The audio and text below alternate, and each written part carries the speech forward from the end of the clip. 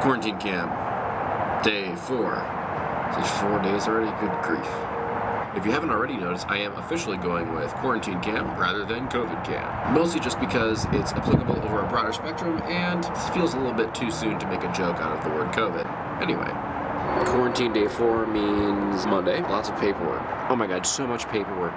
Bad news, Anna's coming down with the same symptoms. Very likely has it. I'm not sure if I can return to work if Anna has positive COVID test and she's still doing her quarantine. We don't really have space to quarantine separately in a one-bedroom apartment. I feel a little bit bad for all the neighbors around me right now, enjoying this beautiful day with their windows open and sitting on their balconies. And then I'm just over here talking loudly into a camera.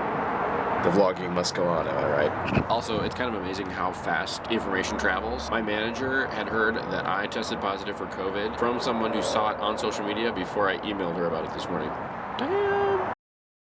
Because I'm a frontline healthcare worker, it's very likely that I became infected with COVID because of my job, but it's also very difficult to prove. And then there's also just a question of who pays for the time off. Does it come out of my sick time, or is it paid for by the hospital? There could have been legislation that protected healthcare workers for that on the bill they just passed like yesterday or the day before, but they dropped the part that would have protected the healthcare workers last minute. Anyway, it involves a lot of paperwork.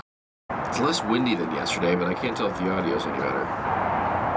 Quarantine cam, day 4. I'm thinking of continuing quarantine cam for...